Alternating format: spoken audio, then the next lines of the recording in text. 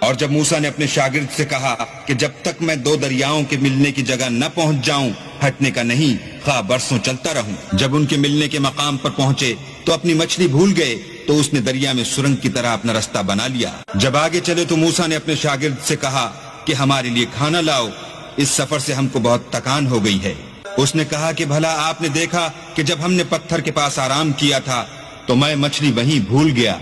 اور مجھے آپ سے اس کا ذکر کرنا شیطان نے بھلا دیا،